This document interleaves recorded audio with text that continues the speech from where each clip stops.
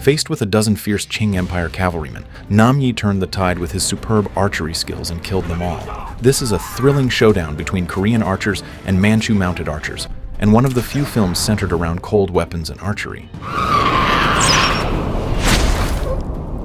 The entire film is packed with tight, exciting plot lines and realistic, sharp action scenes.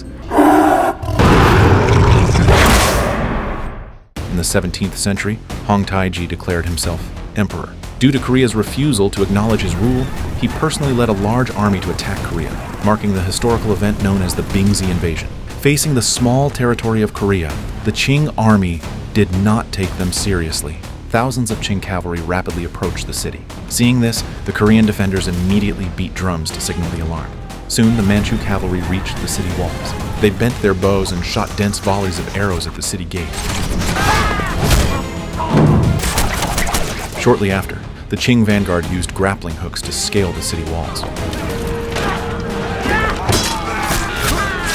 In no time, the fierce Qing soldiers began a massacre on the walls. The hastily defending city guards were quickly overwhelmed and forced to retreat. As the city gate was breached, large numbers of Qing cavalry poured into the city unopposed. Before the Korean civilians could react, they were captured and taken away. Realizing the severity of the situation, the city's residents panicked and fled.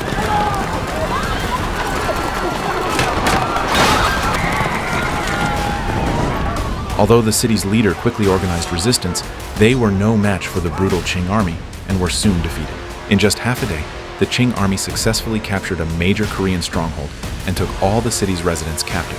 Meanwhile, outside the city, Nami, armed with a bow and arrow, had just rushed down the hill when he encountered a unit of Manchu cavalry led by Jushinta and the Qing crown prince. Seeing this, Nami immediately took out his bow and arrow, ready for battle.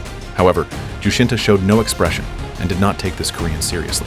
One of his men understood Jushinta's intention and immediately rode forward to attack the southern wing, but was shot in the neck by an arrow while retreating.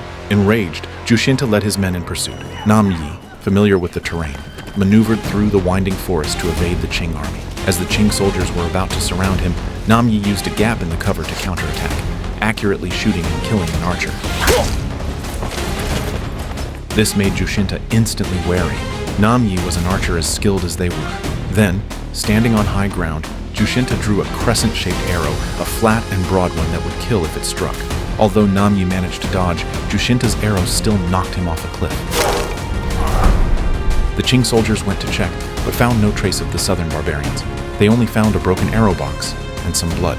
Believing Nami to be dead, they left. Later, Jushinta looked at his subordinate's body thoughtfully, knowing that Nami was indeed a skilled archer. Fortunately, he had acted decisively to kill him, or he would have become a future threat. However, what he did not expect was that Nami, who had fallen off the cliff, was not dead, but had survived by hanging onto a tree. When the badly injured Nami returned to the city, he found it in ruins, and his sister Ja-in taken captive by the Qing army.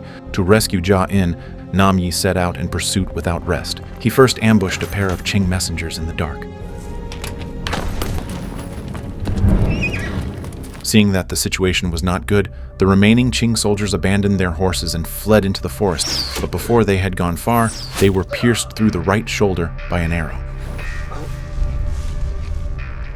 Learning the Qing army's direction, Nami continued his pursuit and found that Ja-in had been taken to the Qing army's main camp by the crown prince.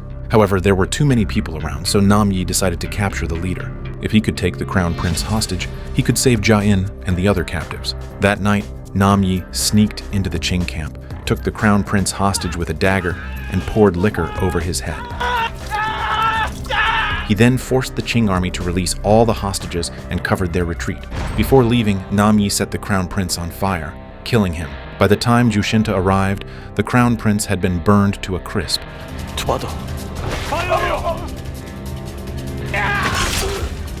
The crown prince's death enraged Jushinta, who immediately led his men in pursuit, starting a game of hunt and be hunted. Nami knew the strength of the Manchu imperial cavalry. They were not only accurate with their arrows, but also had strong teamwork. Fortunately, they were in the depths of the forest, where the enemy's cavalry was ineffective.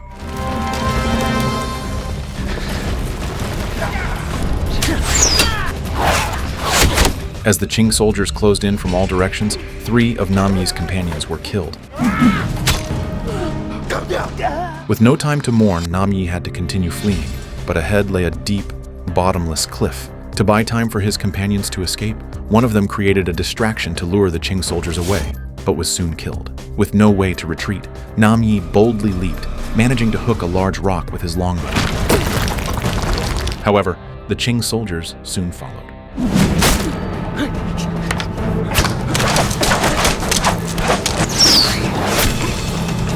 This sudden arrow caught everyone's attention. They knew their opponent was formidable, and if they let him escape, he would surely cause trouble in the future.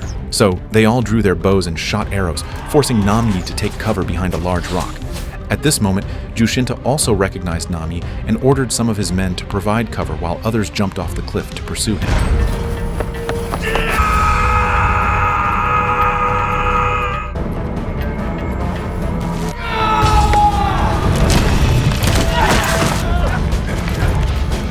Nami knew that if the enemy successfully climbed the cliff, he would be doomed, so he immediately retreated to higher ground. Seeing this, 2 of Jushinta's subordinates also shed their heavy armor and jumped off the cliff. But as they jumped, Nami suddenly counterattacked. After succeeding, Nami did not leave. He quickly adjusted his position and continued to hunt.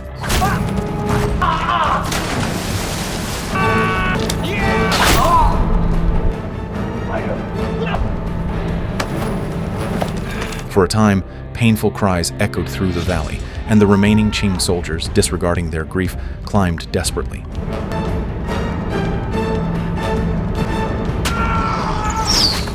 At a critical moment, reinforcements arrived on the opposite bank, saving Jushinta. Watching his brothers, who had fought side by side for years, die, everyone was filled with sorrow and madness, determined to kill Nami to avenge their brothers. Jushinta knew the distance between them had widened, so he increased his pursuit speed and soon spotted Nami. Fueled by hatred, Jushinta shot an arrow into Nami's chest.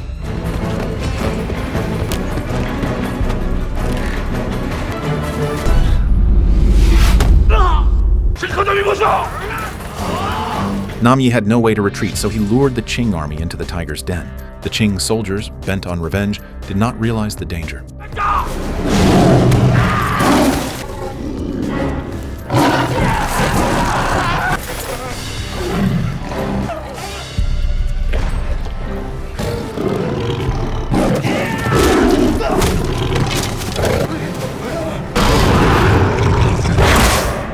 Facing the bloodthirsty tiger, Jushinta paid the price of 2 subordinates before killing it, and their pursuit team was reduced to 4. Meanwhile, the fleeing Nam Yi knew the final battle was approaching. Due to a lack of arrows, he had to make his own in the limited time available, a type of arrow known as a tube arrow.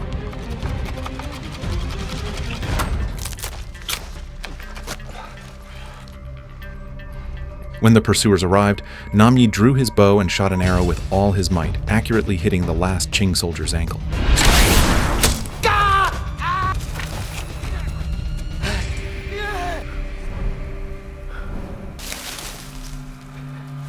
Jushinta realized that the Korean archer might be using a tactic to lure and kill them, and they could not rashly go out to rescue their comrade without dealing with him. However, hearing their brother's cries, the comrades were eager to save him.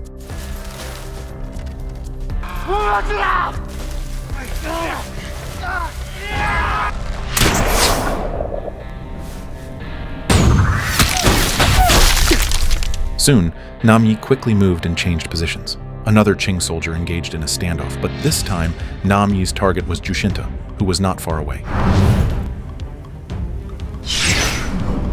At a critical moment, the arrow was blocked by a subordinate, and Jushinta narrowly escaped thanks to his breastplate. The once ordinary Nami shot and killed Jushinta and his subordinates one by one, leaving Jushinta in great sorrow. Meanwhile, Nami, who had completed the counterattack, arrived at the Sino-Korean border. In the distance, Ja-in sees that her older brother is still alive and is overjoyed. But soon, she noticed that on the distant hillside someone was aiming at her brother. It was Jushinta, the pursuing Qing soldier. Although Ja-in shouted desperately, Nami, who was galloping on his horse, did not hear her clearly. In the critical moment, Ja-in immediately drew her bow and aimed at the galloping horse approaching from afar.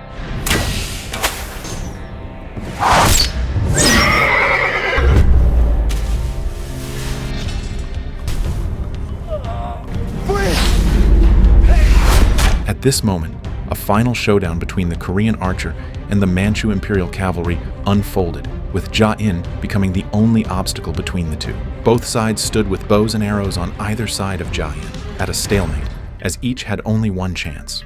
Soon, both sides released their arrows simultaneously. Nami was shot in the chest by Jushinta. Nami pulled out the arrow from his chest despite his serious injury and used up his last bit of strength to pull the bowstring.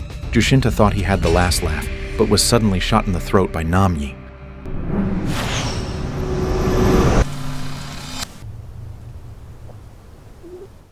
In the end, Jushinta was shot to death by Nami's arrow, and Nami also fell to the ground and died due to his serious injuries.